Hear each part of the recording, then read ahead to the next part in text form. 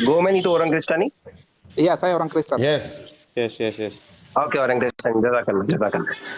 Oke, kamu bukan di sini untuk tablik dan kasih jawab untuk saya pertanyaan. Tolong katakan saya bukan tablik di sini. Kalau saya nggak buka di sini, saya juga akan keluar. Iya. Tapi bukan. Coba. Oke, kamu waktu kamu cerita saya diam. Yang saya mau cerita kamu gak mau diam. Karena kamu etikanya tidak bagus Pak. Itu gak bisa seperti Abu Hadi, saya gak bisa cerita orang seperti itu ya. Iya. Sebentar. Itu Brother Neflos, translate Gomen. Why should I accept Jesus as my savior? What are the Kenapa?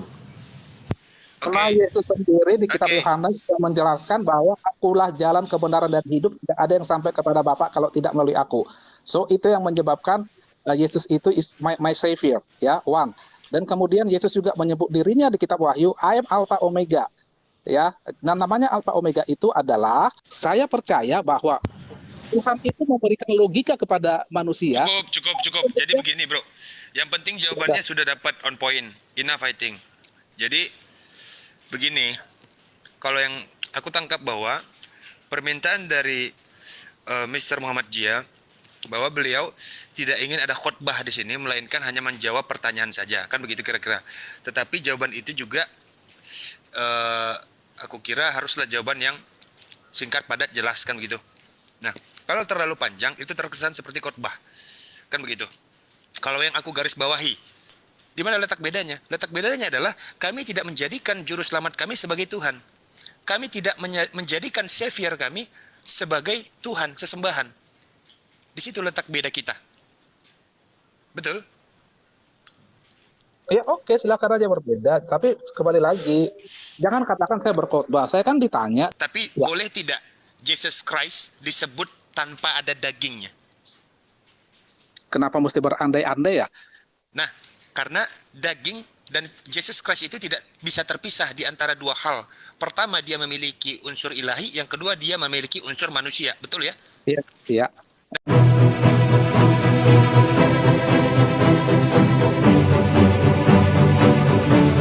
Termasuk Adam, termasuk semua nabi-nabi akan mati, kecuali ada dua nabi yang langsung diangkat ke atas ya, Henok dan Elia. Termasuk kita semua akan mati. Itu disebut dengan dosa waris. Jadi karena kita mengalami, ya. Gara-gara dosa orang-orang semua mati gitu. Iya, gara-gara dosanya si Adam. Ya, gara-gara dia berdosa, dia kan menjadi mati tuh. Dikutuk setiap Tuhan. Setiap orang yang berdosa itu pasti mati gitu maksudnya. Ya, kita semua kan pasti akan mati. Mati artinya itu tersembunyi dari hadapan Allah itu. Iya, mati kan mati jasad kan. Bukan mati jasad. Bukan mati jasad. Selagi hidup dia mati. Adam kan waktu dia pelanggaran, dia kan masih hidup. Tapi udah mati. Iya. Secara rohani dia mati. Karena tidak menuruti perintah Allah. Itu artinya mati. Bukan menjadi langsung mati maksudnya, tapi bukan meninggal dunia, bukan. Ya. Iya, tapi dia menjadi manusia yang fana. Ya. Sehingga kemudian kita menjadi semuanya seperti itu, menjadi manusia yang fana. Lalu kenapa harus Tuhan yang datang? Karena Tuhan itu konsisten dengan hukum yang dibuatnya sendiri, bahwa setiap manusia yang melanggar dosa harus mati. Ya. Nah, semua manusia kan mati, tapi kemudian tidak ada yang mengalahkan kematian itu. Makanya dia sendiri yang turun dalam rupa manusia, karena dia manusia yang suci kan. Dia mati, terbuktikan bahwa terserah Anda tidak percaya ya, tapi dalam iman Kristen percaya bahwa setelah Yesus mati di salib dengan semua proses yang dilaluinya, dia mati dan hidup kembali mengalahkan mati itu. Nah, dengan Yesus mengalahkan mati itu, maka manusia punya tiket nanti pada saat hari penghakiman. Yang percaya sama dia punya tiket nanti untuk juga punya kesempatan lagi untuk hidup yang kekal di surga. Itu konsep Kristen. Memang sangat berbeda dengan konsep teman-teman Muslim, tapi itu ya pilihan masing-masing orang. Tapi artinya Kristen juga punya pemahaman, punya pemahaman iman sendiri yang tidak terdogmatis sebenarnya. Itu yang saya pahami. Ya, jadi begini Bang, sedikit ya dari saya. Adam itu berdosa gara-gara siapa? Gara-gara iblis kan? Gara-gara setan kan yang menggoda dia. Iblis lah, ya betul. Bener nggak? Iya. Nah, betul. Bukan okay. Itu. Jadi ini itu. Adam itu dosa itu sebenarnya gini kan gitu.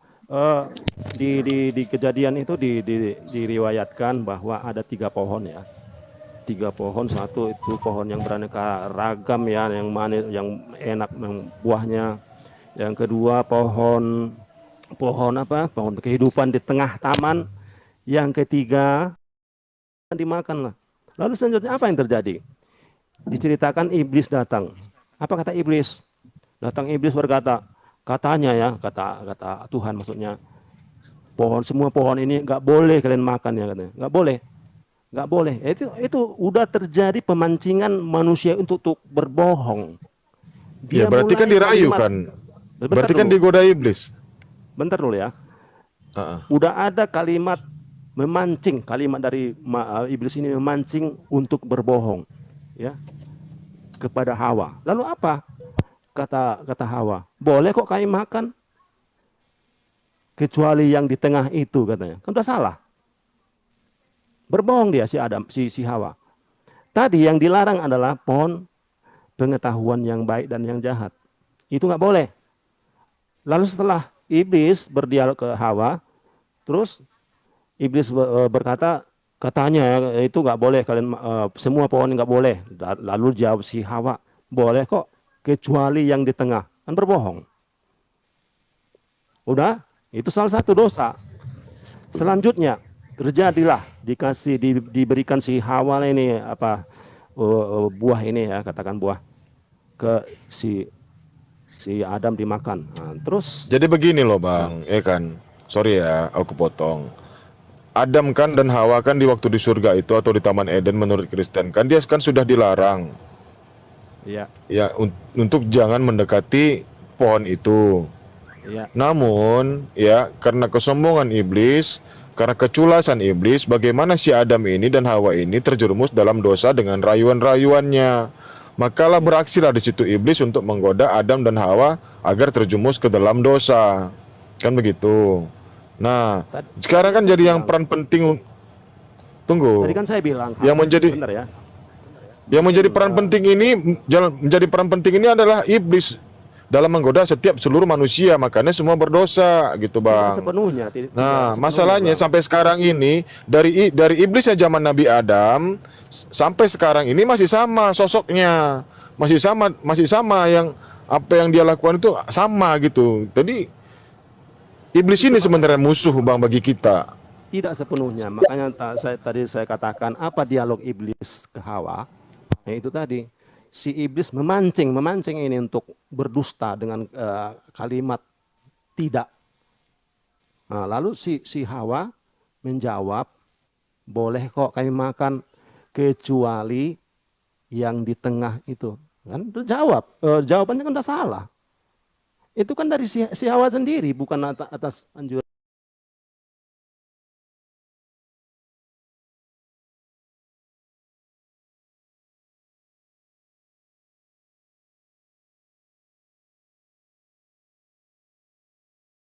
Jelas tidak ada peran si iblis di situ.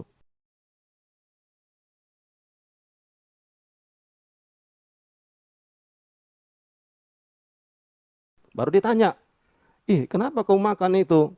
Adam katanya. Bukan saya kok. Itu si Hawa yang kasih.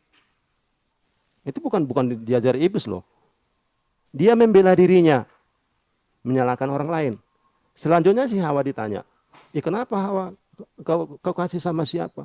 Bukan aku kok, iblis itunya yang memberikan. Nah itu. Artinya manusia itu yang apa? Yang berinisiatif membela dirinya. Bukan iblis. Itu yang saya tangkap dari cerita yang di bukan salah Bang. Jarang. Salah Bang, nggak seperti itu Bang. Kita Bang, kalau tidak digoda iblis itu kita tidak akan melakukan kesalahan Bang. Ya, makanya iblis kita ini kan kalau harus... tidak ada iblis, kita tidak akan digoda, tidak akan melakukan kesalahan, kita tidak akan melakukan namanya perbuatan dosa yang dilarang oleh Tuhan, Bang. Iya, makanya iblis ini juga harus dikaji artinya. Arti iblis itu apa? Iblis itu saya tidak terlalu hafal ini ya ayat kitab. Iblis ini penggoda iman, Bang. Iblis ini secara umum dia adalah penggoda iman setiap umat manusia. Yang digambarkan di Bible, iblis ini adalah 5 kehendak yang ingin meninggi untuk mengatasi segala sesuatu. 5. Lucifer itu ada lima titah dia.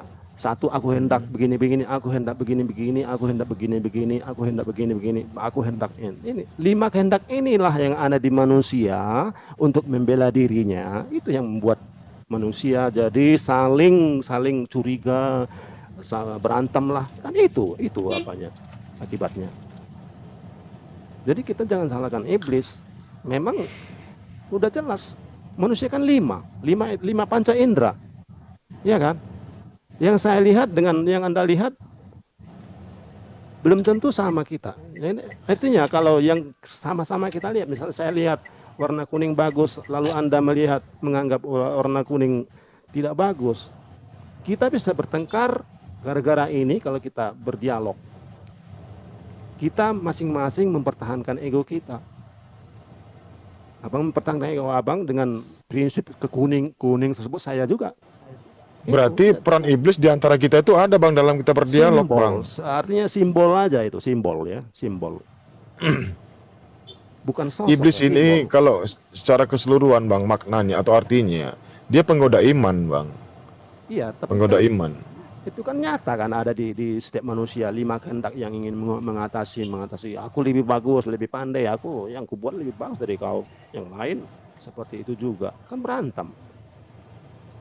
Nah itu akibat iblis tuh Bang. Ada iblis di antara kita Bang. Kalau nggak ada iblis tuh nggak akan terjadi perselisihan Bang. Nah inilah, untuk memulihkan ini kan manusia nggak bisa. Untuk memulihkan, tadi kan manusia kan diciptakan secitra dengan rupa Allah. Nah, manusia berdosa. Nah, manusia sendiri nggak sanggup ini, karena dia kan selalu dia berpegang kepada ego 5 ini, ego 5 kehendaknya ini. Jadi di Perjanjian Baru Yesus sering memberikan perumpamaan tentang 5 gadis bodoh, 5 gadis pintar, 5 talenta katanya, 5 kota, 5 saudara. Itu semua tentang manusia. 5 kehendak itu. Jadi yang bisa merubah ini ya harus kehendak Tuhan itu. Yang seperti apa? Caranya ya kita salibkan, kita takutkan ya, kita salibkan, kita kekang itu apa namanya itu 5 kehendak itu. Nah, jadi kalau semua masing-masing mengekang kehendaknya, kan damai sejahtera ujungnya. Iya kan harus ada ilmu dasarnya Bang. Kita mengengkang itu kan harus ada ilmu dasar. Contohnya kan kalau kami di Muslim kan kita akan harus berilmu, dan satu lagi kita harus beradab, dan kita harus minta doa kepada Allah, meminta kepada Allah agar iman kita dikuatkan. Nanti dengan cara kita bagaimana kita bisa menahan godaan setan, dan setan ini kan juga menggoda dengan dari segala macam penjuru, dan kita juga bisa menahan di situ namanya hawa nafsu. Ya. Itu Bang, karena itu adalah sifat dari iblis. Jadi aku tambahan sedikit ya. Jadi memang konsep kita berbeda, dari awal saja sudah berbeda ya Bang Cinta ya. Karena kan tadi Bang Cinta mengatakan bahkan Adam dan Hawa itu diciptakan di surga. Kalau di umat Nasrani itu tidak dikatakan diciptakan di surga. Kita sendiri percaya penciptaan itu ada di bumi sebenarnya. Sebenarnya itu aja konsep awal aja sudah berbeda. Tapi yang sering dipertanyakan orang adalah ngapain sih Tuhan kok repot-repot harus turun ke bumi? Nah itu terserah tadi Bang Suara mengatakan bukan karena iblisnya segala macam gitu, tapi intinya adalah manusia kemudian jatuh dalam dosa. Nah untuk memulihkan hubungan Tuhan dengan manusia itulah kemudian Tuhan itu sendiri datang dalam rupa manusia. Kenapa? Karena Tuhan harus menebus manusia dari hukum yang dibawanya sendiri. Karena Tuhan berkata, kalau kamu berdosa kamu akan mati. Seandainya juga misalnya Adam ini tidak jatuh dalam dosa, apakah kemudian Adam akan hidup kekal atau bagaimana cara dia di surga? Walaupun tidak ada dalil dalam Alkitab, tapi boleh jadi misalnya Adam itu nanti atau semua keturunannya akan diangkut seperti Henok atau Elia ke surga, langsung angkat ke surga tanpa melalui proses kematian. Karena dosa inilah makanya manusia itu menjadi kena kutuk. Perempuan juga menjadi sakit untuk melahirkan contohnya. Dan tidak ada kemudian manusia yang sanggup mengalahkan atau yang bisa melakukan kematian itu, menghadapi kematian itu tanpa bisa mengalahkannya. Hanya Yesus yang bisa. Karena itulah kemudian Tuhan sendiri yang datang dalam wujud manusia, terkerangkeng dia dalam wujud manusia untuk mati, dan kemudian proses mati itu melalui salib, ya baru kemudian naik ke surga. Walaupun teman-teman memang nggak percaya, tidak percaya bahwa Yesus itu bangkit dari kubur dan naik ke surga. Itu konsep iman Kristen. Memang sudah sangat berbeda. Walaupun kita tahu bahwa Tuhan itu satu, tapi bagaimana kita memandang konsep keselamatan itu memang sejak awal sudah berbeda. Sorry Pak, saya mau permit, host bisa bisa naik ke itu orang namanya dokter tafsir. Orang namanya dokter tafsir naik bawa saya naik itu atas. Oke. Oke, saya Nanti satu itu orang turun dulu. itu orang bagus Pak. Iya, turun saya. Jazakallah khair. Siapa yang mau turun? saya juga Saya mau turun kerja. atau ada orang itu mau Ada yang turun. mau turun. Ada yang mau turun. Iya. Saya mau sholat maghrib dulu Bang Abu ya. Oh iya. Ya, Bang. Silakan Ya, saya silakan Bang. Ya, assalamualaikum warahmatullahi. Waalaikumsalam. Waalaikumsalam warahmatullahi wabarakatuh. Mana dokter tafsir? Ada di Coba bawah kirim permintaan dulu.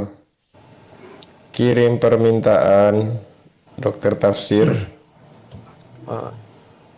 Izin bertanya Pak Susah saya Muhammad cari Zia. satu-satu. Pak Muhammad Zia kayaknya beda ini ya, beda logat. Boleh tahu dari mana Pak? Boleh tahu saya? Dari Pakistan. orang Bang ini. Erik. Pakistan apa India Bang Erik? Kalau Saya anda Pak boleh dari itu. Pakistan Pak. Ya, Pakistan, tidak. masya Allah, masya Allah, Iya. masya Allah. Karachi. Salam kenal Pak. Cuman jauhnya ada di Indonesia Assalamualaikum. Bang Erik. Ada di Jakarta kalau tidak salah, di Jakarta Pusat. ya. Oh, masya Allah. Mana dokter tafsir mana? Saya Coba kirim lihat di permintaan. dalam.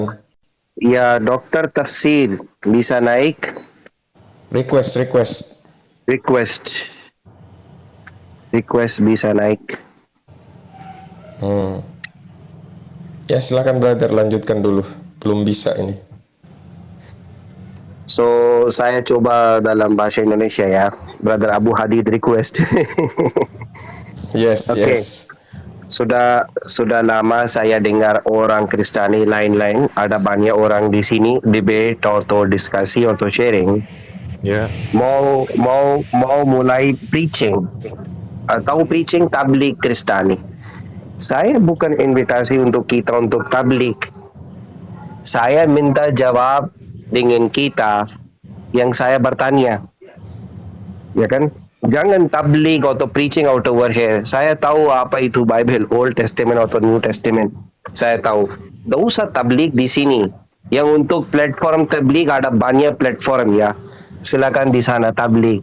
Di sini Ceramah maksudnya orang ya khotbah. di sini ya khutbah. Di sini harusnya kita masuk streaming di sini. Saya minta jawab. Kenapa saya accept Jesus as my savior? Yang kamu tidak bisa kembali jawab, those are preaching. Saya skip, no force. Tapi don't preach in here. Jangan kasih khutbah itu apa ini apa. Saya tahu. You want to come face to face, one to one debate. Set time dan debate dengan Muslim dan Kristiani, etika bagus, okay. Tapi jangan kasih khutbah yang bosan sekali dengar dan lihat itu. Oke? So orang Kristiani di sini masuk mau kasih khutbah tablik, tidak usah kasih khutbah dan tablik. Saya tahu akidah Bible apa. Yang saya mau pertanya itu saya mau jawab. What is the answer to my question? Jazakallah khair. Assalamualaikum warahmatullahi wabarakatuh. Waalaikumsalam warahmatullahi wabarakatuh. Ya. Silakan Sebenarnya, teman yang Kristen. saya tertarik dengan Ya apa yang silakan. dijelaskan oleh ini, Bang. Silakan Bang Gia. Iya, Ya, Bang. dijawab dulu. Banggo, Mr. sebentar dulu Muhammad, Banggo. yeah, I'm Banggo. not preaching here. I'm not preaching here. Actually, I don't have any intention to make you convert to my religion. No, ya. Jadi tidak ada pun sedikit niatku di sini untuk preaching atau tablik atau apapun juga. Saya di sini adalah untuk hak jawab. Karena menurut saya teman-teman dari sebelah ini sering menginterpretasikan ajaran dari Kristen itu sesuai dengan pemahaman mereka. Saya datang ke sini untuk mencoba meluruskan, bukan begitu pemahamannya. Menurut akidah Kristen pemahamannya adalah seperti ini, ya. Jadi sekali lagi, saya tidak preaching dan saya tidak sedikit tidak ada keinginan saya untuk mengconvert orang-orang di sini menjadi ikut akidah saya, tidak sama sekali, ya. Tapi di sini adalah debat dan Anda juga baru masuk. Tadi juga saya ke sini adalah diskusi baik-baik dengan Cinta Solawat. Dia menceritakan bagaimana Oke. konsep di agamanya, dan saya menghargai banget. Saya menceritakan bagaimana konsep di agama saya, ya. Jadi jangan menjudge ya, saudara Muhammad Zia ya. Oke, silakan yang lain. Silakan ditanggapi Brother Muhammad Zia. I'm very much thankful. Gomen itu, saya persepsi itu Gomen itu Kristen ya. Gomen itu orang Kristen nih? Iya, saya orang Kristen. Yes. Oke, orang Kristen, silakan. Oke, kamu bukan di sini untuk tablik dan kasih jawab untuk saya pertanyaan. Oke. Tolong katakan saya bukan tablik di sini. Kalau saya tidak buka di sini, saya juga akan keluar. Iya, Tapi bukan- Coba. Oke, waktu kamu cerita saya diam. Yang saya mau cerita kamu gak mau diam. Karena kamu Etikanya tidak menjudge bagus saya Pak. untuk Itu tablik, saya gak tidak bisa tablik di seperti sini. Abu Hadi. Saya gak bisa cerita orang dia seperti itu Iya, ya. iya. Kamu bisa tolong Sebentar. nggak? Coba ceritakan Iya, saya Begini, bukan begini. untuk tablik di Nanti sini. saya jelaskan setelah beliau menjelaskan dulu. Gampang, tenang. Nanti saya jelaskan.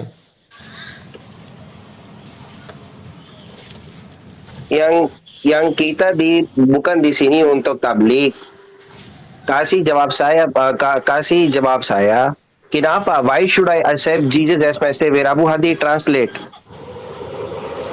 Ya, Bang Noples saja. Saya mau sholat isya dulu. Nofles, silahkan. Tafadhal. Yes sir. Brother Neflos, translate Gomen. Why should I accept Jesus as my savior? What Kenapa- are the Oke. Kenapa? Karena Yesus sendiri di kitab Oke. Yohanes yang menjelaskan bahwa akulah jalan kebenaran dan hidup, tidak ada yang sampai kepada Bapa kalau tidak melalui aku. So itu yang menyebabkan Yesus itu is my savior, ya, one. Dan kemudian Yesus juga menyebut dirinya di kitab Wahyu, I am Alpha Omega, ya. Nah, namanya Alpha Omega itu adalah korelasinya adalah predikat untuk Tuhan. Jadi hak kami untuk percaya bahwa Yesus is my savior. Kalau Anda tidak percaya, urusan ente.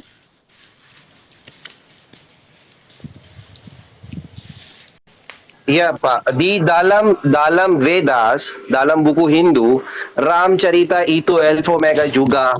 Ram bisa hidup dan mati orang. Adam itu tidak ada ibu dan ayah. Yang ini semua yang kriteria seperti itu yang kita kasih info untuk Jesus. Ada juga dengan lain orang juga Pak. Dan kenapa tidak accept Ram, Adam dan lain orang sama klaim seperti Jesus Tuhan Pak? Yang kenapa sendiri Jesus Tuhan Pak? Itu karena hanya Yesus yang berkata dan sanggup mengatakan saya menghapus dosamu diampuni. Hanya Yesus yang bisa gitu, bukan Ram, bukan Krishna, bukan siapa-siapa. Itu salah satunya, ya. Jadi kenapa Tuhan itu dipercaya Kristen menjadi Yesus itu percaya Kristen menjadi Tuhan? Karena banyak kriterianya. Kriterianya adalah katakanlah dia lahir tanpa sperma. Oke, Adam juga seperti itu, ya. Tapi sejak manusia itu sejak penciptaan ya, itu hanya Yesus yang kemudian lahir tanpa adanya hubungan laki-laki dan perempuan. Itu salah satunya. Dia punya kuasa, itu salah duanya. Ya, dia mampu mengampuni dosa, itu salah tiganya. Dia menyatakan bahwa akulah Alpha Omega, itu salah empatnya. Banyak. Jadi bukan cuma satu kriteria saja, banyak kriteria yang kemudian akidah Kristen mengatakan, oh Yesus adalah Tuhan. Tapi kenapa misalnya dia mati di salib? Jadi jangan dianggap Tuhan itu adalah begitu dia mati maka Allah juga mati, Yahweh juga mati. Tidak. Yahweh itu tidak terikat pada dimensi waktu dan ruang. Jadi begitu Yahweh itu inkarnasi menjadi Yesus, Yahweh juga tetap ada di surga. Tidak ada yang mustahil bagi Tuhan. Jadi saya percaya bahwa Tuhan itu memberikan logika kepada manusia. Cukup. Jadi begini, Bro. Yang penting jawabannya sudah dapat on point. Enough, I think. Jadi begini, kalau yang aku tangkap bahwa permintaan dari Mr. Muhammad Jia bahwa beliau tidak ingin ada khotbah di sini, melainkan hanya menjawab pertanyaan saja, kan begitu kira-kira. Tetapi jawaban itu juga aku kira haruslah jawaban yang singkat, padat, jelas, kan begitu. Nah, kalau terlalu panjang itu terkesan seperti khotbah, kan begitu. Kalau yang aku garis bawahi, kalau yang digaris bawahi kan begitu. Nah, lalu kemudian tadi Mister itu kan bertanya bahwa kenapa kami harus meyakini bahwa Yesus itu juru selamat kan gitu, penyelamat kan begitu. Nah, lalu dijawab oleh Gomen bahwa karena tertulis di situ di dalam Bible itu aku adalah jalan keselamatan. Kan begitu kira-kira ya? Betul ya? Ya. Betul? Ya, tahu Ya. korelasinya ke agama Hindu Bang Neplos. Iya, Rama. Iya, baik. Jadi setiap nabi mengatakan hal yang sama. Kan begitu. Jadi kata juru selamat itu bukan berarti dia yang menyelamatkan, tetapi dia jalan keselamatan. Jalan keselamatan itu bukanlah selamat yang sesungguhnya. Dia hanya sebagai jalan, dia hanya sebagai jembatan menuju keselamatan. Tidak ada yang bisa sampai kepada keselamatan tanpa melewati jembatan itu. Tidak boleh jembatan yang lain. Sebagaimana setiap zaman akan diutus nabi-nabi di situ. Mulai dari Nabi Adam sampai Nabi terakhir, yaitu Muhammad SAW. Maka kami menempuh jalan keselamatan itu melewati jembatan yang disediakan oleh baginda Nabi untuk menuju keselamatan, yaitu Allah Ta'ala. Kan begitu kira-kira. Sebenarnya semuanya sama. Di mana letak bedanya? Letak bedanya adalah kami tidak menjadikan juru selamat kami sebagai Tuhan. Kami tidak menjadikan savior kami sebagai Tuhan, sesembahan. Di situ letak beda kita. Betul? Ya oke, silakan aja berbeda. Tapi kembali lagi, jangan katakan saya berkhotbah. Saya kan ditanya dan saya jawab. Dan untuk menjawab itu ya saya harus kan menjabarkan. Betul. Ya. Betul. Siap. Betul, itu betul. Saya berkhotbah, sekali saya katakan tidak ada pun sedikit niat saya untuk mengkonvert orang-orang di sini Siap. tidak sama sekali. Thank you very much, sir. Iya. Oke. Jadi kalau diizinkan, to be honest, kalau diizinkan, saya ingin bertanya bahwa begini, sir. Banyak sekali beberapa teman-teman Kristen yang belum menjawab sampai saat ini. Saya kira sudah berusaha menjawab, tetapi saya belum menemukan jawaban. Bukan karena saya ego, tapi menurut saya jawaban itu belum memenuhi syarat. Syarat-syarat itu bukan saya yang menentukan, tetapi nalar saya yang menentukan. Nah, yang menjadi pertanyaan saya adalah, di dalam Yohanes begini, bukan Yohanes 1 ayat 1. Yesus itu tanpa daging, dia bisa disebut sebagai Jesus Christ atau tidak? Pak. Jadi Yesus itu disebut karena dia inkarnasi dari Yahweh, makanya dia menjadi Yesus. Betul. Tapi Ya. boleh tidak Jesus Christ disebut tanpa ada dagingnya? Kenapa mesti berandai-andai ya? Nah, karena daging dan Jesus Christ itu tidak bisa terpisah di antara dua hal. Pertama, dia memiliki unsur ilahi, yang kedua dia memiliki unsur manusia. Betul ya? Iya. Nah, Ya. dua hal itu tidak terpisah, maka konsekuensinya adalah ketika tidak ada dagingnya, dia tidak bisa disebut sebagai Yesus. Ketika tidak ada firmannya, dia tidak bisa disebut sebagai Yesus. Dia bisa disebut sebagai Yesus ketika ada firman dan dagingnya, betul ya? Iya, makanya di perjanjian lama kan tidak pernah muncul Yesus. Baik, nah pertanyaan saya adalah, di dalam Yohanes 1 ayat 1, pada mulanya adalah firman. Firman itu bersama-sama dengan Allah. Firman itu adalah Allah. Itu firman yang ada dagingnya atau tidak? Atau tidak lah, belum lah. Berarti itu bukan merujuk kepada Yesus, betul? Setelah dia nanti, kalau pada saat Itu itu, di 14-nya. Itu di ya, pada 14-nya saat itu benar. belum, tapi berikutnya kan kalau di 14-nya kan dia kan menjadi turun, ya itulah jadi Yesus dia. Baik, terima kasih. Baru kali ini saya mendapat jawaban yang jujur. Lalu kemudian saya langsung saja ke pertanyaan selanjutnya bahwa begini, aku ada sebelum Abraham ada. Kata aku itu merujuk kepada firman saja atau daging termasuk di dalamnya? Eksistensinya dia, Ya, ada dagingnya Karena- berarti. yang belum lah. Orang dia kan Belum, daging ya? dia itu kan ada kan setelah dilahirkan oleh Bunda Maria, setelah lahir melalui bukan dilahirkan, Korek. melalui Ya. Bunda Maria. Iya. Ya, nah di situ kita mungkin ada perbedaan. Di situ kita ada Ya. perbedaan bahwa kalau dikatakan bahwa firman itu bersama-sama dengan Allah, Islam setuju. Bahkan Oke. jika sampai pada tahapan ekstrem, firman itu adalah Allah karena mereka tidak terpisahkan, saya setuju. Kalau saya Iya. pribadi setuju. Tetapi jika dikatakan bahwa Jesus Christ itu disembah karena ada unsur firman di situ, karena ada unsur ilahi di situ kita tidak setuju. Sebagaimana kami menganggap teofani itu bukan hanya Al-Quran saja. Bentuk teofani, sosok ilahi, teos dan panero, itu seluruh apa yang kita saksikan itu teofaninya Tuhan. Itu teofaninya Allah Subhanahu wa taala. Dan tidak boleh menyembah yang namanya teofani, penampakan. Harus ilahinya yang langsung disembah, bukan penampakannya. Kalau kami begitu. Ya, jadi gini, kalau kita ambil ke kisah Abraham ya, Abraham waktu kemudian ada 3 makhluk, saya katakan bukan 3 makhluk lah, ada 3 orang yang datang kan, Ya. dan pemahaman saya salah satunya itu adalah Tuhan sendiri yang turun, walaupun 2 didampingi oleh malaikat yang kemudian pergi ke Sodom ya, dan di situ kan Abraham sendiri yang sudah sebagai orang sangat beriman itu kan menyembah, bahkan ngajak makan lagi. So, Ya. what's the problem? Jika kemudian kita juga menyembah, toh juga kita yang kita sembah juga Yahweh, tapi Yahweh yang mana? Ya melalui Yesus Kristus, inkarnasinya dia. Jadi tidak ada dikatakan bahwa umat Kristen itu terlampau memuja Yesus sehingga kemudian melupakan Bapa atau Yahweh. Enggak. Bahkan Yesus sendiri Ya. mengajarkan manusia itu, umat Kristen berdoa, Bapa kami yang di surga, dan itu adalah selalu setiap doa penutup dari setiap doa-doa umat Kristen. Bapa kami yang di surga, ditulah Ya. namamu, dan seterusnya.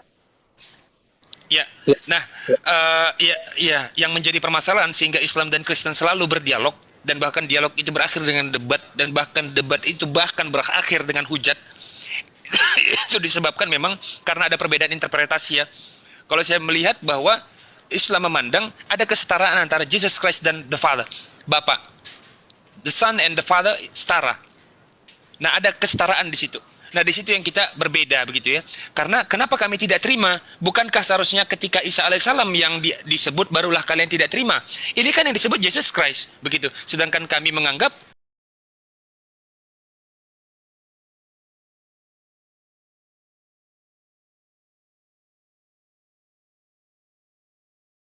ciri-cirinya sama. Pertama, dia pernah menyembuhkan orang buta.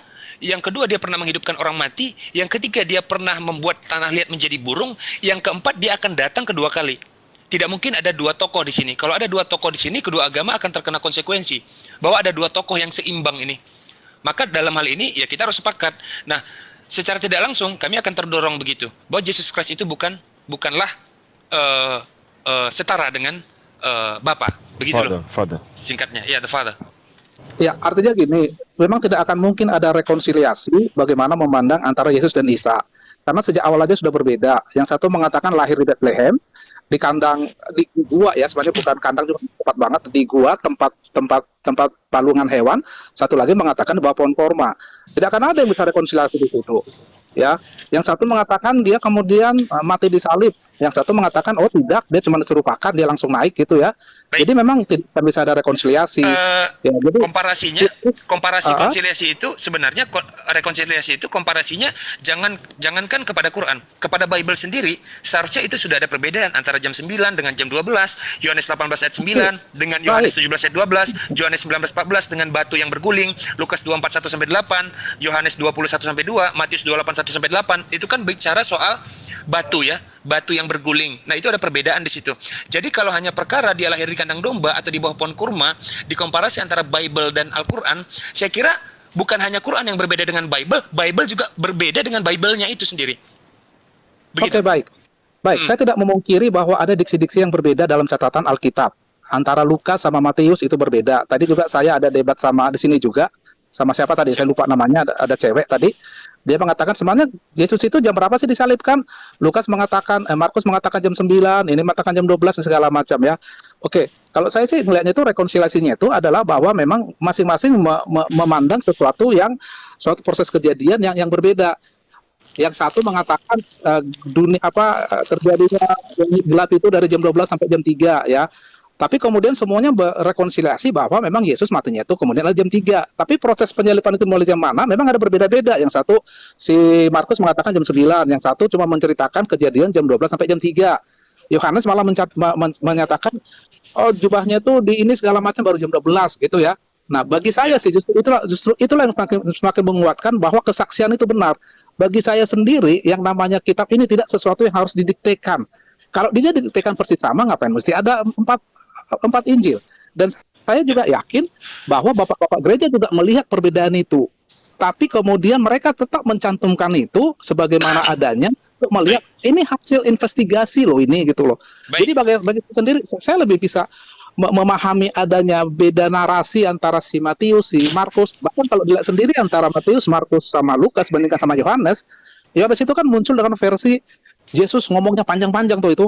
Panjang gitu lah.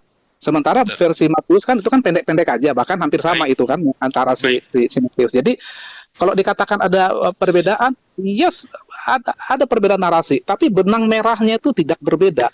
Atau nggak usah itulah mungkin. Baik. Jika itu memang saya sepakat itu artinya itu masih ditoleransi toh. Bahwa kalau hanya bicara soal waktu, saya kira perbedaan waktu bukanlah menjadi perbedaan yang fundamental. Oke, saya sepakat itu. Bahkan ketika berbeda persoalan tempat, misalnya itu juga bukan persoalan yang krusial sekali kan begitu.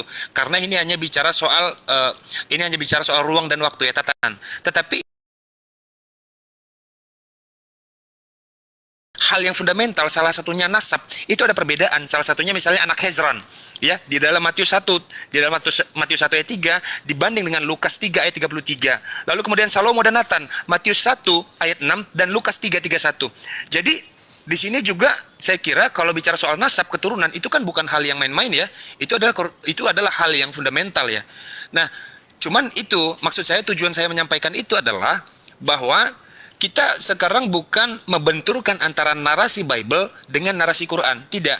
Kenapa? Karena itu persoalan teknis saja, persoalan penulisan saya kira ya. Itu hanya persoalan filologi aja, persoalan sejarah. Tetapi yang sering kita pertentangkan adalah hal-hal yang esensial. Esensial itu contohnya bahwa saya beribadah itu karena memang saya bertuhan dan Tuhan saya adalah Allah Subhanahu wa taala, kan begitu. Nah, jadi itu hal yang esensial begitu. Kalau teknisnya iya beribadah, tapi esensialnya karena Allah taala, lillahi taala, kan begitu kira-kira. Nah, itu maksud saya yang sering dipertengkarkan begitu ya. Nah, seandainya Yesus Christ ini tidak setara kedudukannya dengan dengan Allah, mungkin ya Allah Bapa, mungkin saya kira tidak mungkin mungkin segaduh ini suasananya. Saya kira ya. Begitu. Nah, kami mungkin suasana hati dari Mr. Muhammad Jia itu tidak ingin begitu hal-hal seperti itu disuarakan begitu. Nah, itu kalau yang saya tangkap ya. Iya, saya pikir nggak perlu gaduh lah. Masing-masing orang kan punya pemahaman sendiri. Saya sendiri ngikutin ini memang apa ya saya katakan. Saya juga ngikutin acara gini pada saat lagi ada waktu luang aja. Tapi kembali lagi ke masalah nasab tadi. Memang ada perbedaan nasab antara siapa sih Lukas sama Matius ya. Yes, ya. Oke. Bagaimana rekonsiliasi itu? Saya juga sempat juga bertanya-tanya itu. Tapi kemudian saya pernah menemukan jawaban bahwa yang satu memang walaupun dikatakan mengerujuknya sama-sama ke Yusuf, tapi yang satu memang sebenarnya ke garis Yusuf, yang satu ke garis Maria. Ada yang mengatakan seperti itu. Karena memang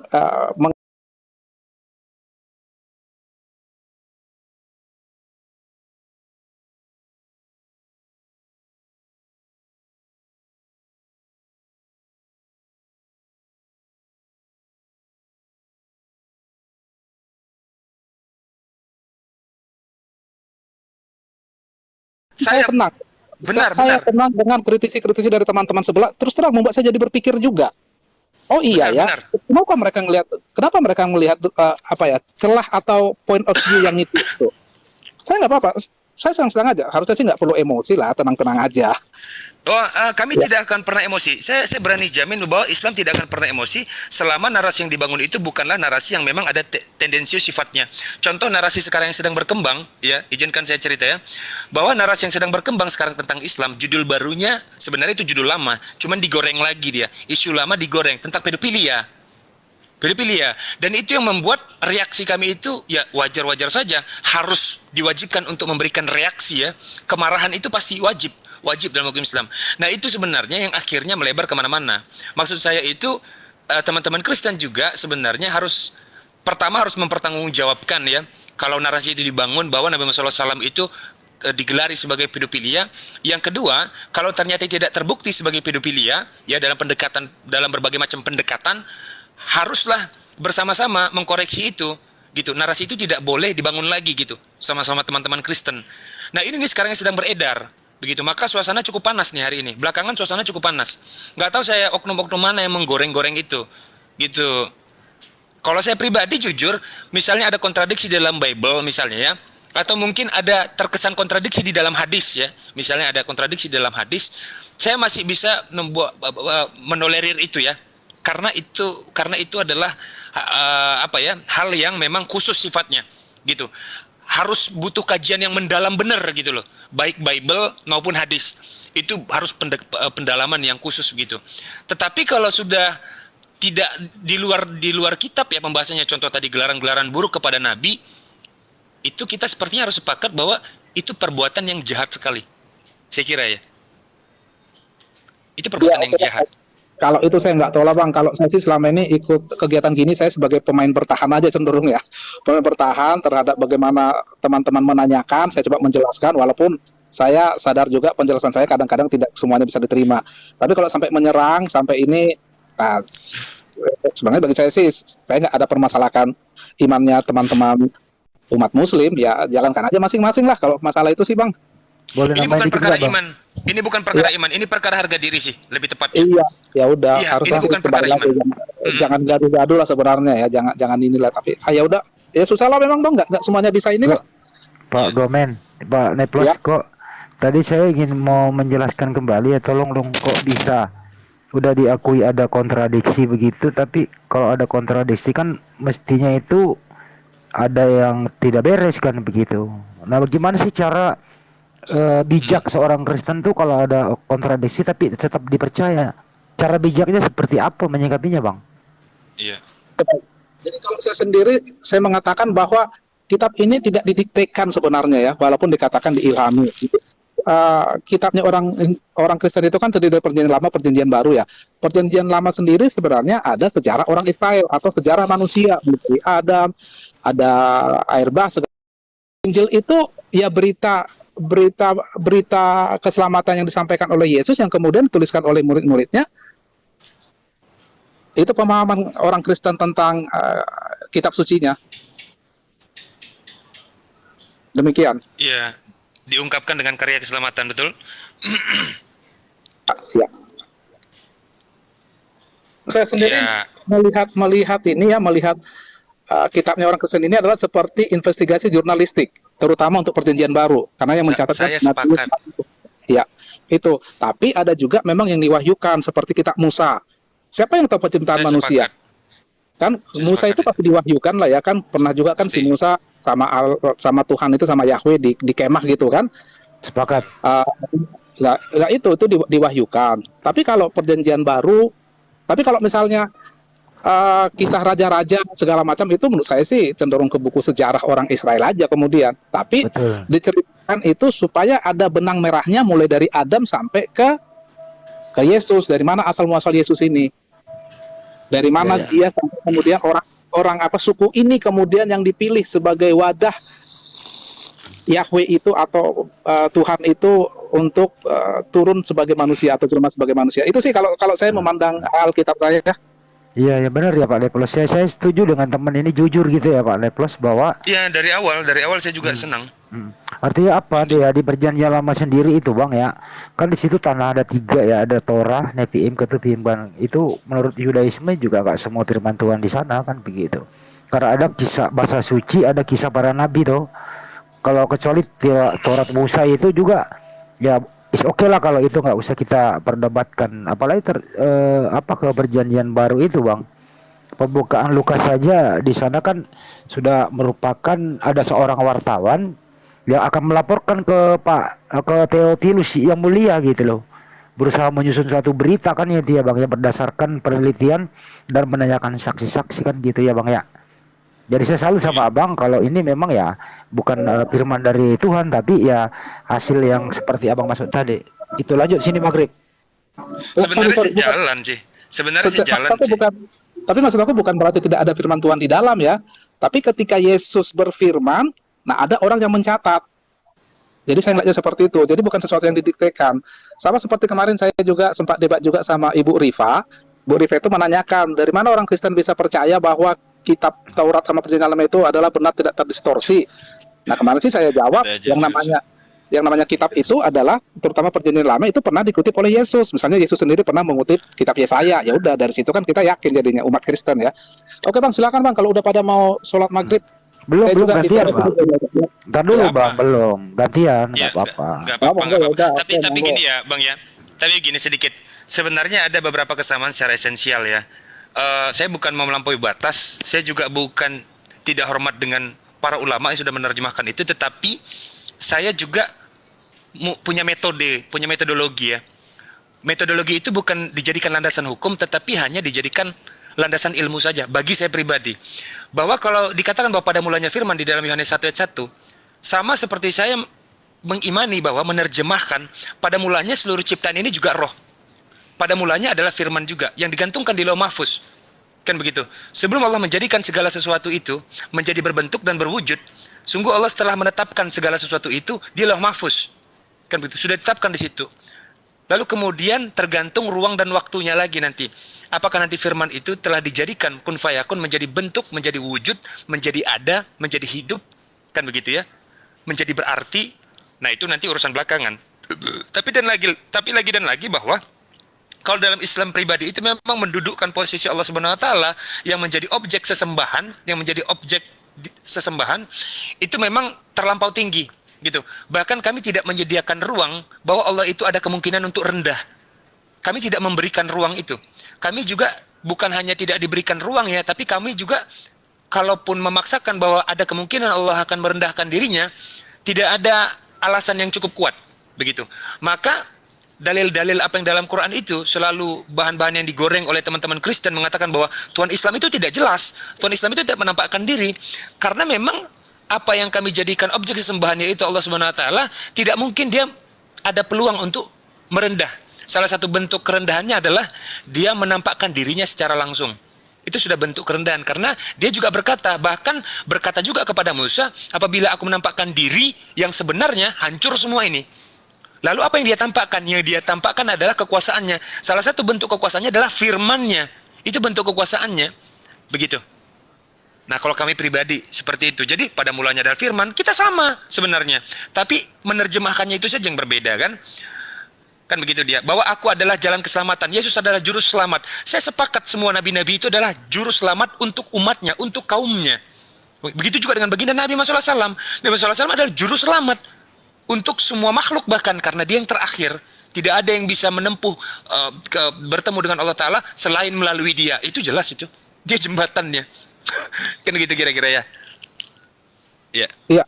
Oke, baik Bang. Memang kalau dalam konsep Muslim kan Tuhan Allah itu terlampau mulia sehingga tidak mungkin dia untuk datang ke dunia ini. Ya monggo aja. Tapi kalau dari sisi kami itu, misalnya sewaktu Yahweh mau memberikan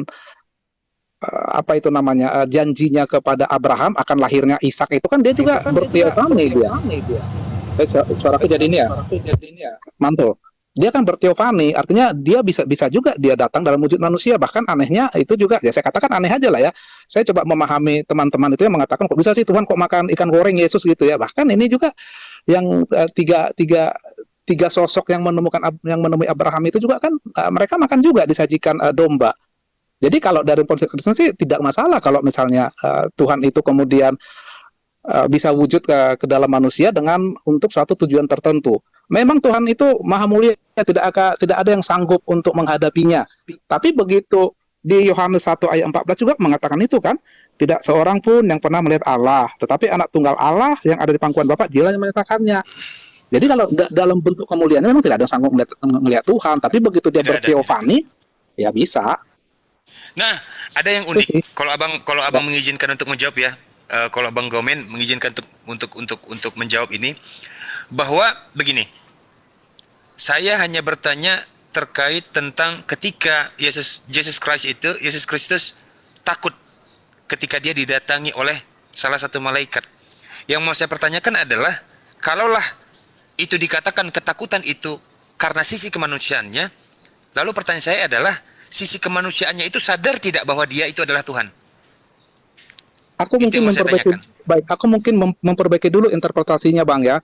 Menurut aku sih bukan Yesus takut terhadap malaikatnya, tapi dengan malaikat datang untuk menguatkan dia, Yesus itu semakin membayangkan kesusahan yang akan dihadapinya dalam prosesi salib itu. Saya melihatnya seperti itu. Nggak mau, masa sih Yesus takut sama malaikat? Kan datang malaikat, Yesus kan lagi berdoa, datang malaikat untuk menguatkan dia. Semakin takutlah Yesus gitu kan? Nah bukan terhadap malaikatnya. Kalau saya memandangnya bukan terhadap malaikatnya, tapi Yesus berpikir sampai ada ini malaikat yang harus datang menguatkan saya. Berarti Yesus membayangkan, pasti siksaan jalan salib itu akan semakin pasti pedihnya enggak ketulungan gitulah. Kalau saya memandang seperti itu. Nah, sisi kemanusiaannya itu sebenarnya dia sadar tidak bahwa dia itu adalah Tuhan? Oh, dia sadar dong. Kan dia sadar. Dia kan pertama kan selalu mengatakan bahwa saya datang bukan untuk dilayani tapi untuk melayani. Dia ngomong gitu satu. Terus kemudian dia kan nanya sama Simon Petrus tuh, menurut kamu Simon siapakah aku? Simon kemudian kan mengatakan kau adalah anak Allah. Nah kan baru di situ kemudian ada muncul anak Allah kan. Sebelumnya kan Yesus sudah manusia kecuali iblis ya. Iya. Iblis, Berarti oke. saya menyimpulkan begini. Bahwa Yesus sebagai dui natur, salah satu dui naturnya adalah kesadaran. Yesus Kristus itu memiliki dua kesadaran. Kesadaran sebagai manusia dan kesadaran sebagai ilahi, begitu ya? Kalau saya Dia sih memiliki dua kesadaran. Kalau saya sih dia tahu bahwa dia itu adalah inkarnasi Allah, dia tahu. Tapi dia tidak mau mengungkapkan itu secara terang-terangan karena tidak ada juga yang percaya. Jadi dia mau membina manusia itu dulu secara perlahan-lahan dengan melihat kuasanya, dengan melihat ini gitu. Dengan mengatakan misalnya dia melakukan apa, terus dia baca Yesaya ya, terus dia katakan, nah lihat kan dengan inilah makanya Yesaya ini terpenuhi. Dia kan udah ngomong gitu kan waktu dia lagi ngajar di bait Allah kan. Nah, jadi dia mau membina dulu pelan-pelan, tidak langsung tidak kemudian dia datang terus mengatakan, "Hei, aku Tuhan ya," gitu. Ya nggak mungkin lah. Kalau aku memandangnya seperti itu. Gitu loh, Bang. Ya silahkan, Wali Mandi. Ini kebetulan ini di Kalimantan ini. Mau maghriban dulu. Ini seru sebenarnya. Nanti Bang Gomen jangan pergi dulu ya. Jangan pamit dulu ya. Kita Sebentar. Saya Sebentar. sholat Ini berapa tadi di menit, bawah berapa katanya. Sebentar. Sebentar. Ada yang mau syahadat katanya ini, silahkan naik. Kalau memang mau bersyahadat, silahkan naik. Siapa? Ada yang mau syahadat tadi katanya di bawah ini. Oh ada ya? Luar biasa. Iya, makanya saya bilang naik saja. Tadi siapa namanya? User siapa namanya tadi? Tuh. User Rian. Waduh. Rian. Makasih Sultan Filsuf. Hidup komunitas filsuf Indonesia. Hidup komunitas filsuf Indonesia. Ada brother Zia, ada satu di bawah katanya mau syahadat ini, brother Kami Muhammad bukan filsuf Zia. amatir ya guys. Ya. Silakan yang mau naik gitu sebelum kita lanjut nih. Oke, silakan kalau ada yang mau naik ya untuk syahadat, monggo, terima kasih, selamat saya ucapkan. Berarti saya keluar aja dulu ya. Ntar dulu Bang, Kalau belum teman-teman Bang. mau Kalau- ngomong. Nggak apa-apa bang. Di situ aja, nggak apa-apa bang. Nah, saya Nggak juga apa-apa. kan mau ada aktivitas lain, saya mau mandi, Nggak mau ini, jadi. nanti saya gabung lagi deh. Nggak jadi gini Pak Gomen, sebentar Pak Gomen. Oh nggak jadi. Ya. Coba deh, Begini, Pak. setengah jam ya. Saya juga dari Iya. sana ngikutin ini dari jam 3 tadi saya. Iya, gini Pak. Tadi kami sebagai orang atau sebagai Muslim itu tidak pernah mengeluarkan pendapat bahwa di Bible itu adalah tidak ada yang sisa kebenaran di sana. Ada di sana firman Tuhan, Bang. Yesus sendiri berkata, dia seorang utusan menerima firman dan menyampaikan firman. Beberapa ajaran-ajaran Yesus kami percaya kok itu sebagai firman yang diterima. Kan Yesus diutus kepada Bani Israel gitu. Apa sih yang diajarkan itu, Bang? Ya banyak. Ulangan 64 juga jelas di sana. Aku dengarlah wahai orang Israel, Tuhan Allah kita esa, kan gitu. Itu kan firman Tuhan gitu. Karena semua para nabi mengajarkan kayak seperti itu, Bang, gitu.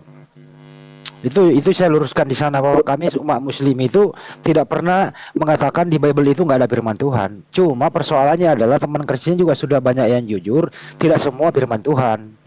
Kan gitu ya, Bang ya, Pak Gomen ya. Oh iya. Bisa ditanggapi dulu nih ya. Iya. Ada buku sejarah di sana, sejarah orang Israel ya. Ada. Oke, ini dulu deh. Saya agak tidak sepaham ketika di situ salah satu titik perbedaan kita ya. Saya tidak sepaham ketika dikatakan bahwa Yesus itu hanya untuk orang Israel. Memang Yesus pernah mengatakan saya ini diutus hanya untuk Bani Israel ketika ada, udah tau lah ya itunya.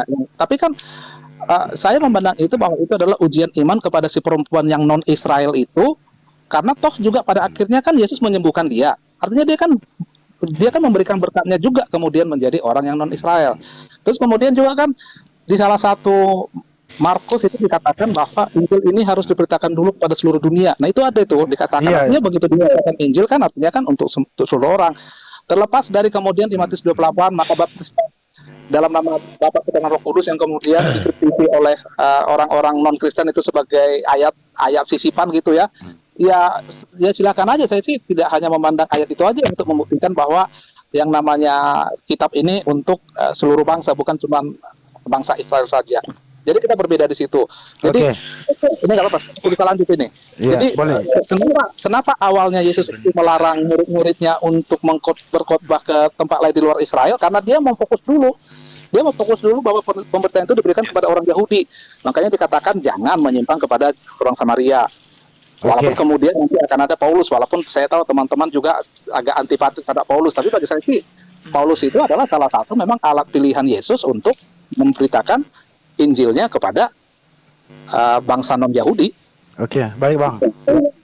Kalau boleh saya tanggapi ya Bang ya. Tadi dari awal kan itu saya sebenarnya nggak mau berkomentar ya. Saya asik tadi mendengarkan kejujuran Anda bahwa memang ada kontradiksi di dalam Bible kan begitu. Nah ini kontradiksi sepertinya Anda sudah mohon maaf mengakui ada kontradiksi, tapi cenderung kontradiksi itu Anda ingin menggabungkan terus menjadikan suatu pendapat ya, nggak bisa Bang. Black or white itu dicampur ya, putih hitam dicampur nggak bisa kembali putih, nggak bisa kembali hitam, pasti jadi abu-abu kan gitu. Jadi kita kembali ke topik bahwa kalau memang Anda sudah mengatakan tadi aku diutus kepada domba hilang di Israel, sebagaimana kisahnya ada seorang perempuan membawa anaknya untuk diobati, Yesus kan menolak Ada kata gitu. hanya, Ustadz. Iya, Hadi, iya, ada kata iya. hanya, dan kata hanya itu kita nggak bisa singkirkan. Artinya di sini nanti saya mau masuk ya, nanti ya. Iya, Judulnya adalah Yesus terjebak di dua sisi. iya itu dia. Itu. Yesus terjebak di dua sisi. Kenapa? Sisi kemanusiaannya dia hanya diutus kepada Israel, tapi sisi ketuhanannya dia hadir untuk semua manusia. Jadi dia terjebak di dua sisi di sini. Kalau Nah saya itulah lihat, ya, nanti kita yang masuk lebih dalam. iya yang saya mau luruskan bahwa Bang, kalau yang di Markus 16 15-18 Anda pakai itu, pergilah ke seluruh dunia beritakanlah Injil ke segala makhluk, barang yang siapa dipercaya dibaptis, tidak percaya dihukum. Tanda-tanda orang yang percaya berbahasa baru, memegang ular tidak sampai minum racun pun tidak celaka, terus naruh tangannya di tempat yang sakit ya sembuh. Ya silakan saja dipakai itu Bang. Artinya apa? Ada kan sudah sering kita bahas juga bahwa Markus 16 itu sampai 8 aja Bang. Ya berselang beberapa tahun kemudian nongol sampai 9 sampai 19, terangkatlah dia ke surga duduk sebelah kanan Bapa. Kan sudah banyak pendeta juga yang jujur mengakui ini ayat tambahan belakangan sisipan kan gitu. Tapi kalau ini yang mau menjadi mengeliminasi pernyataan Yesus aku hanya diutus kepada domba yang hilang di Israel karena dia tidak mengobati orang yang di luar Israel itu yang datang meminta kepada dia, bahkan mengatakan remah-remah Tuhanku dibawa bahkan mengeluarkan kata binatang, ya terserah abang saja. Bukankah Yesus di situ hanya mengeluarkan kata hanya? Dia menolak itu loh. Artinya apa? Di sini ada kontradiksi yang amat sangat dan sulit untuk disatukan. Apabila black or white disatukan, dia menjadi abu-abu dan tetap menjadi abu-abu kecuali teman Ya, mau jujur. Itu dari saya, makasih. Iya, gimana Bang Handi? Tadi panggil saya. Saya mau tambah itu. Silakan. Ya, Brother Muhammad Zia. Saya mau bertanya Brother Gomen, yang Brother Gomen persepsi Bible Old Testament dan New Testament tidak ada kontradiksi, 0%. No, justru aku berkata tadi bahwa yang namanya kitabnya orang Kristen ini, Perjanjian Lama itu terdiri dari kitab sejarah orang Israel segala macam yang firman Tuhan, yang kemudian pencatatan firman Tuhan itu, bagaimana firman Tuhan itu dituangkan, itu kemudian adalah pencatatan manusia. Ya, jadi saya tidak mengatakan kontradiksi. Saya sudah mengatakan tadi, seperti contohnya ketika Yesus berkata dengan seorang pemuda, yang satu mengatakan guru yang baik. Bagaimana caranya supaya masuk ini gitu toh? Itu saya nggak tahu di Matius apa di mana tuh, guru yang baik. Lalu kemudian Yesus berkata, kenapa kau katakan aku baik gitu ya, satu. Tapi yang kitab lainnya mengatakan guru, perbuatan baik apakah? Nah itu kan jadi berbeda tuh. Ya kan? Apakah semuanya kontradiksi? Ya, boleh jadi sebenarnya pada saat mencari sumber itu, si orang yang memberikan jawaban itu agak berbeda persepsinya. Sehingga kemudian antara si Matius sama si Markus itu ada perbedaan diksi, tapi kan benang merahnya itu sama semuanya. Itu dulu tentang itu ya. Terus balik lagi masa Israel, bahwa Yesus untuk seluruh umat. Jadi saya ngambilnya itu bukan dari Markus yang 15 yang dikritisi orang itu sebagai ayat tambahan. Walaupun pernah saya baca ayat tambahan itu bukan sebenarnya sesuatu yang disisipkan, tapi teksnya itu kemudian ada lagi yang baru ditemukan, baru dimasukkan ke situ. Itu yang pernah saya baca. Nah, yang tadi yang saya katakan itu adalah dari Markus 13 ayat Markus 13 berapa ya? Markus 13 ayat 10. Situ dikatakan tetapi Injil harus diberitakan dahulu kepada semua bangsa. Nah, artinya kan Injil itu untuk semua bangsa, Injil Yesus itu untuk semua bangsa. Itu pemahaman saya bahwa Yesus itu bukan hanya untuk umat Israel, tapi memang untuk semua bangsa. Tapi memang begitu sewaktu pelayanan Yesus di dunia, dia mengkhususkan dulu kepada umat Israel, karena ada dikatakan keselamatan datangnya dari umat Israel. Jadi dia khusus itu dulu. Baru kemudian setelah turunnya Roh Kudus, kenaikan ke surga, baru kemudian Injil itu diberitakan kepada semua bangsa melalui Rasul Paulus dan juga rasul-rasul lainnya. Ya, demikian pemahaman saya mengenai Alkitab. Saya soalnya orang awam aja nih. Saya bukan pendeta, bukan siapa-siapa, saya orang awam yang mengkaji, mencoba memahami apa sih makna agama saya, apa sih makna ini itu. Kalau di sini Yesus mengatakan, aku diutus kepada domba yang hilang di Israel. Apa sih itu, Bang? Dengarlah wahai orang Israel, Tuhan Allah kita, Tuhan itu esa. Oke, di sini ya, Bang ya. Ini nggak bisa diterjemahkan lagi nih. Yesus mengajarkan tauhid, satu-satunya Allah yang benar itu, gitulah. Nah, kalau menurut Abang, kalau memang Yesus meminta untuk diajarkan segala bangsa, apakah semua Kristen di muka bumi ini, terutama di dunia barat itu, sama dengan ajaran Yesus untuk umat Israel, bahwa Tuhan Allah kita esa? Bukankah udah bisa digunakan menjadi Trinitas di luar sana, Bang? Kan berbeda, Bang. Gimana itu menyikapi? Jadi gini, saya juga baru melakukan kajian. Ternyata yang namanya Esa itu ternyata bukan satu. Esa itu artinya adalah ecat. Jadi pokoknya ini bahasa lah ya, terminologi bahasa, diksi bahasa lah. Ecat itu artinya suatu kesatuan yang memang dapat dibedakan tapi tidak bisa dipisahkan. Kira-kira seperti itulah ininya. Jadi Esa itu kan bukan satu, bukan tauhid juga. Itu sorry ya, bukan ini. Tapi itu yang saya pahami. Ya, jadi Esa itu adalah ecat suatu kesatuan dan memang itu ada dalam relasi antara Bapa, Putra dan Roh Kudus. Jadi kalau kata-kata Trinitas tidak Bang, tidak bisa. Salah. Saya kira tidak bisa ya. Saya kira itu fatal karena begini. Sebenarnya kata Esa, kata Ehad sama kata Ahad berbeda dengan Wahid ya. Misalnya dalam bahasa Arab bahwa kalau dia Ahad itu sama dengan Esa atau Ehad, itu adalah bilangan filosofis. Tapi kalau Wahid itu bilangan matematis. Nah, filosofis ini dia bermain dalam wilayah-wilayah yang abstrak. Arti ehad yang sebenarnya adalah tidak ada sebelumnya dan tidak ada setelahnya. Itu esa. Ya, itu esa secara fundamental. Jadi kalau wahid jelas. Nah, alfa omega apakah itu esa? Sebenarnya itu batal. Batal ya sebenarnya. Kalau kita menggunakan standar sesungguhnya ya, alfa omega itu batal. Esa haruslah tidak ada awal dan tidak ada akhir. Dia harus ada kata tidak. Maka tidak ada sebelumnya dan tidak akan ada setelahnya. Itu Esa. Dia maka masuk kepada wilayah bilangan filosofis. Nah, konsep Trinitas itu bicara apa sebenarnya? Dia bicara apa? Dia ternyata bicara soal kesamaan yang bisa dibedakan. Kesamaan yang bisa dibedakan. Mereka sama tapi dapat dibedakan. Nah, ini dua sisi. Dia bermain di dua sisi ya. Dan dua sisi ini bisa menjadi mata pisau. Kan begitu. Yang satu tajam, yang satu tumpul, atau konsekuensinya dua-duanya tumpul atau konsekuensinya dua-duanya tajam. Kan begitu ya. Sama seperti saya kasih analogi bahwa kalau kita dikasih pisau, pilihannya itu mau untuk motong bawang atau bunuh orang. Dia tetaplah pisau. Nah, bagaimana kita menerjemahkan ini? Saya jujur ya, coba nanti Abang nilai, Bang Gomen.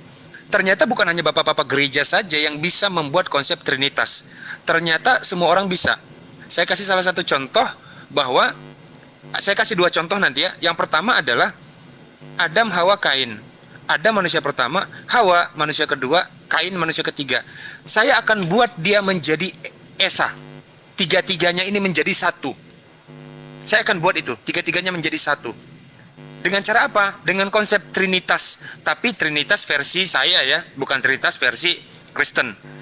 Manusia pertama yang diciptakan dari tanah adalah Adam. Manusia pertama yang diciptakan dari tulang adalah Hawa. Manusia pertama yang diciptakan dari setetes air mani adalah Kain. Berapa jumlah manusia pertama? 3 benar, 1 benar. Ada berapa manusia pertama? Bayangkan tuh. Dia terjebak di antara angka 3 dan 1. 3 dan 1, 3 dan 1. Kan begitu. Akhirnya dua sisi ini tidak otonom. Satunya tidak otonom, tiganya juga tidak otonom. Karena tercampur dia. Kan begitu. Esa itu haruslah otonom. Dia tidak boleh tercampur dengan apapun. Tidak ada yang serupa, tidak ada yang sebelumnya, tidak ada yang setara, tidak bisa diperbandingkan, tidak bisa dibandingkan, begitu. Tidak ada kemiripan, tidak ada keserupaan. Hanya melekat kata tidak ada. Begitu. Bukan artinya itu ketiadaan ya, tidak ada. Begitu. Nah, salah satu contoh yang kedua adalah bicara soal hakikat misalnya. Kembali soal hakikat. Saya ingin makan, saya ambil piring, saya isi nasi, saya isi lauk, saya cuci tangan, saya makan, saya kunyah, saya telan. Pertanyaannya adalah, saya makan karena apa? Karena tangan saya, karena mulut saya, karena piring saya, karena nasi saya, atau karena keinginan saya, atau karena apa? Ini terjebak dalam hal-hal yang sebenarnya abstrak sekali ini hal-hal ini. Maka kita harus kembali kepada hal-hal yang memang ada dua ajas yang saya pakai. Ini dua ajas ya Bang ya. Dasein dan dasolen. Ini nggak bisa dibantah ini. Ini nggak bisa dibantah nih. Dasein dan dasolen ini dua ajas yang tidak bisa membantah hukum-hukum apapun. Bahkan hukum-hukum formil, hukum-hukum moral, ya, itu tidak bisa membantah dua ajas. Dasein dan dasolen. Dasein adalah satu ajas di mana keadaan itu sesuai dengan apa yang kita inginkan. Tetapi itu bukanlah yang sebenarnya. Kalau dasolen adalah keadaan yang sebenarnya, tetapi tidak harus serta-merta sesuai dengan yang kita inginkan. Contoh, bahwa saya makan bisa jadi karena saya lapar atau karena saya iseng. Tetapi ajas dasolennya adalah nggak ada manusia yang bisa hidup tanpa makan. Selesai. Nah, Tuhan berada pada wilayah yang mana nih? Kan gitu tuh. Makanya kalau saya tuh melihatnya memang tidak boleh ada kecurangan dalam dialog ya. Tidak boleh ada kecurangan dan tidak boleh kita kenakan pakaian-pakaian yang pakaian-pakaian yang ini ya. Mungkin bahasa halus saya itu pakaian hipokrit, namanya jubah kemunafikan. Kita harus bertelanjang dada dalam dialog sehingga ilmu pengetahuan itu terbuka. Tidak boleh ada seperti ilmu petak umpet, ada yang ditutup-tutupi. Nah itu tuh. Oke. Pak Go, silakan Pak Go. Baik, oke. Jadi kembali lagi, kalau misalnya tadi dicontohkan sama Bang Neo tadi ya, Bang Nevlos. Bang Nevlos tadi mengatakan Adam, Hawa dan Kain itu kan memang kondisional kan? Dalam hal apa mereka kemudian dikatakan pertama? Yang satu si Adam karena dari tanah, satu tulang rusuk, satu dari sperma. Oke lah, itu kan kondisional sebenarnya ya. Nah, tapi kan itu kan tidak terlihat untuk relasi antara Bapa, Putra dan Roh Kudus. Jadi pada saat Yesus dibaptiskan memang nyata ada tiga di situ kan, Bapa yang bersuara, Yesus yang dibaptis, terus kemudian ada Roh yang dalam bentuk seperti burung merpati. Nah itu kan sudah ada suatu relasi itu tuh memang ada tiga. Lalu kan kemudian kan dipertanyakan bagaimana relasi antara yang tiga ini, siapa yang paling otoritas, itu kan menjadi pertanyaan kan. Nah memang saya akuin di situ ada perbedaan pemahaman dari Kristen sendiri berbeda, makanya ada muncul yang Unitarian yang mengatakan bahwa sebenarnya Yesus itu subordinate terhadap Allah Bapa. Terus ada kemudian yang oneness mengatakan Yesus itu adalah Bapa. Saya sendiri sebagai orang Trinitas ya, Trinitas yang saya percaya bahwa memang itu ada suatu relasi kekhususan pada tiga itu. Ya, bentar, siapa ini? Pak De, dimit dulu Pak De. Di antara yang tiga itu, Oke. di mana ya saya kembali menggunakan ayat klasik yang selalu kita berbantah-bantah ya, yang Yesus mengatakan aku dan Bapa adalah satu, yang melihat aku telah melihat Bapa. Kemudian bahkan di Wahyu juga Yesus mengatakan aku adalah Alfa Omega, aku telah mati tapi lihatlah aku hidup kembali. Nah itu kan begitu dikatakan aku adalah Alfa dan Omega kan seperti yang tadi balik lagi yang dikatakan Esa itu kan predikat terhadap Tuhan. Jadi di perjanjian lama sendiri Yahweh mengatakan dirinya aku adalah yang awal dan yang akhir, the first and the last. Nah Yesus juga mengatakan itu kitab Wahyu. Dan kitab Wahyu itu saya yakini bahwa itu memang perkataan pengungkapan ya, lebih contohnya sih pengungkapan Yesus kepada si Yohanes. Jadi saya lihat korelasi ada yang awal yang akhir sampai ke yang awal yang akhir. Itu kemudian itu terformulasikanlah menjadi sebuah Trinitas. Oke, saya dikit ya Bang. Sebelum ke Pak Neplos ya sama Pak De. Gini Bang ya. Mari kita berbicara jangan di area abu-abu. Di mana di seluruh dunia gitu ya. Bahkan di Indonesia udah populer kata esa itu. Esa itu ya tidak ada yang dikatakan kesatuan Bang. Esa itu ya tunggal, satu gitu. Karena kalau ada ilmu lagi baru dari Anda setelah mempelajari esa itu adalah kesatuan, Anda sepertinya menabrak gitu loh, KBBI menabrak sila pertama gitu loh. Tolonglah hargailah para perumus Pancasila, Mr. Muhammad Yamin, Insinyur Soekarno, itu tidak ada yang mengenal ketuhanan yang Maha Esa. Esa ini adalah kesatuan Bang. Tidak ada istilah di sana ya. Tolonglah jujur saja di sini. Jadi kalau esa itu Anda mau tabrakkan menjadi kesatuan, sepertinya di sini juga nggak baik untuk didengarkan orang gitu loh. Malah kok bisa ya teman-teman Kristen menabrak semua norma-norma atau kaidah-kaidah berbahasa Indonesia dengan baik untuk lebih mempertahankan Trinitasnya, kan nggak baik juga kalau orang menuduh kayak begitu, padahal itu fakta juga gitu loh. Jadi untuk itu Abang, diskusi jujur aja gitu loh. Mending cari formulasi yang baru bahwa jangan membahas asa deh. Lebih baik jawab saja Trinitas nggak ada hubungannya dengan sila pertama. Nah, kalau Anda sudah tidak mau menyenggol sila pertama, artinya memang sila pertama di Pancasila ini tidak cocok untuk teman Kristen yang bertrinitas. Nggak akanlah dia itu bareng, Bang. Serius. Sekali lagi saya ulang ya, kalau teman-teman Kristen ini masih bertrinitas, dia nggak cocok dengan sila pertama. Karena sampai dimanapun Anda bawa, kalau di Indonesia esa itu tunggal. Sesuai sebagaimana di Ulangan 64 itu gitu loh. Ya hargailah, berdarah-darah mereka merumuskan loh dasar negara kita. Ya jangan lagi diterjemahkan salah gitu. Nggak bagus lah itu namanya tidak Pancasilais.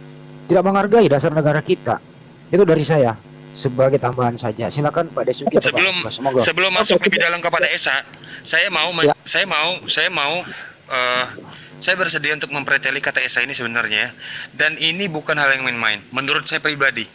Karena memang saya membaca itu, saya bahkan pakai pendekatannya positivism. Positivism itu pendekatan yang paling nyaris sempurna untuk membahas soal Esa.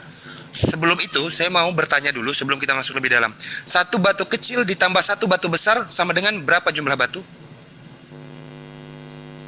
Ada yang namanya berapa jumlah batu? Ditambahkan secara satuan. Bukan, satu batu kecil ditambah satu batu besar, berapa jumlah batu? 2. Katakan misal Batunya ada satu batu kecil, satu batu besar. Iya. Bisa ditambahkan atau tidak? Bisa. Ya, tergantung dari ngelihatnya. Berapa jumlahnya? Kalau mau ngelihat secara batu, ya jadi 2 batu. Tapi kalau dilihat dari ukurannya, ya satu batu kecil, satu batu besar. Berapa jumlahnya ketika dia ditambahkan? Ya kalau saya katakan 2 batu kan menjadi bias. Batu yang bagaimana? Batu besar atau batu kecil? Jadi ya tergantung dari mana orang ininya. Jadi kalau saya mengatakan itu tidak bisa ditambahkan. Bisa. Tetapi di sini letak jebakan pengetahuan. Jadi akan ada konsekuensi. Nanti ini kita masuk lebih dalam. Satu batu kecil ditambah satu batu besar. Ya. Ketika mazhab rasionalis menjawab itu 2. Mazhab rasionalis itu 2. Lalu kemudian ditanya lagi oleh mazhab positivis. Satu batu kecil ditambah satu batu kecil, berapa jumlah batu? Dijawab lagi oleh mazhab rasionalis 2. Pertanyaan terakhir, apa perbedaan batu besar dan batu kecil? Kenapa jumlahnya sama? Kan gitu. Terjebak di situ. Lalu dikatakan oleh mereka nanti bahwa saya berani menjamin, kalau ada yang bisa bantah ya, silahkan saja, misalnya mungkin Bang Gomen, silahkan, bahwa semua ini Esa. Semua ini Esa. Coba tunjukkan di hadapan saya yang gak Esa. Gak ada, semuanya Esa.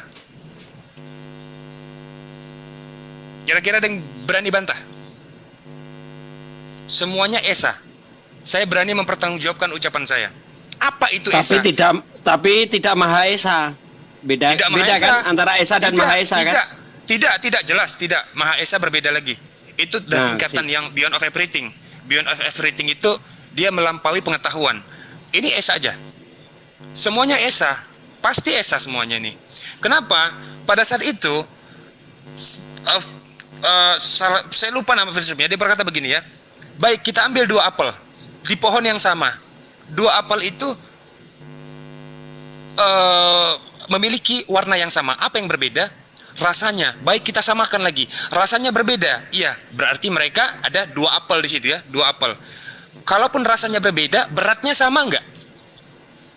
Ternyata beratnya berbeda. Baik, kita samakan saja. Beratnya sama, warnanya sama, rasanya sama, berada di pohon yang sama, tumbuhnya sama, dipetik di waktu yang sama. Di waktu yang sama.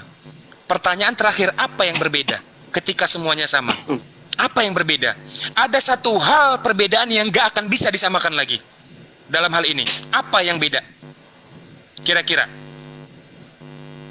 apa yang beda? Ketika semuanya sama, apa yang berbeda? Yang tidak akan bisa disamakan lagi. Apa? Ya, benar. Posisi. Maka batallah kesamaan mereka. Ketika batal kesamaan mereka, maka dua-duanya Esa. Esa itu kan tidak ada yang serupa. Itu dalam pendekatan positivis. Apakah harus se-ekstrim itu kita menerjemahkan Tuhan? Maka saya bilang, mohon maaf, bukan saya melampaui orang-orang dahulu ya, orang-orang yang cerdas itu, ya, bahwa ini perkembangan zaman ini luar biasa ya. Ternyata ilmu pengetahuan itu syaratnya cuma dua, diketahui dan disepakati. Jadi saya satu sisi juga tidak sepakat bahwa kalau satu otoritas memiliki legitimasi atau legasi tertentu untuk membuat satu konsep ilmu pengetahuan dan kita harus patuh dan tunduk terhadap legasi itu atau legitimasi itu, saya nggak setuju. Pengetahuan bukan berada pada bukan pengetahuan itu dia bisa terkurung, dia tidak boleh terikat, kan gitu kan.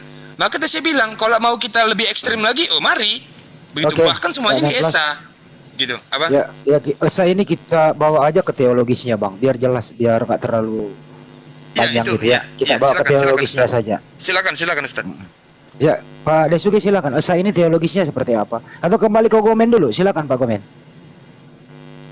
Kembali lagi, jadi dari Alkitab sendiri kan mengatakan bahwa Tuhan itu memang Esa, tapi Esa yang bagaimana? Kembali lagi saya katakan relasi antara Bapa, Yesus dan Roh Kudus itu ternyata membuktikan mereka itu satu, ya kan? Kalau saya memahaminya seperti itu. Kembali lagi ayat-ayat klasik yang selalu diperdebatkan, aku dan Bapa adalah satu, yang melihat aku telah melihat Bapa, aku adalah Alfa Omega, sama-sama ya. Ya kembali ya, itulah Esa yang disepakati oleh orang Kristen. Terserahlah kemudian dikatakan Esa itu satu atau tidak mau dianalogikan sebagai kesatuan gitu ya. Tapi relasi itu menunjukkan ya memang Tuhan yang kami Kristen itu ya Esa. Ya kembali jadi gini Bang, bentar. Esa yang belum final, coba sedikit izin dulu Ustaz Bang. ya.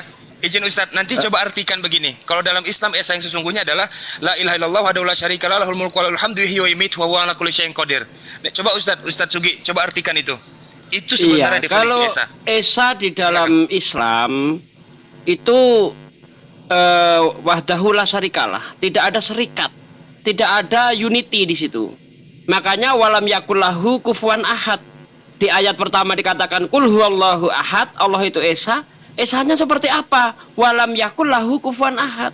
Tidak ada yang setara dengannya, tidak ada yang menyamainya. Nah, seperti itu. Nah, belum lagi tadi la syarikalah, tidak ada serikat. Nah, sementara kalau di Bible Esa di situ banyak jadi satu. Coba cek ayatnya ya, suami istri berpasangan menjadi satu, Esa. Nah, kalau Anda mengartikan Esa itu unity, Esanya Kristen ini dari banyak jadi satu atau satu jadi banyak.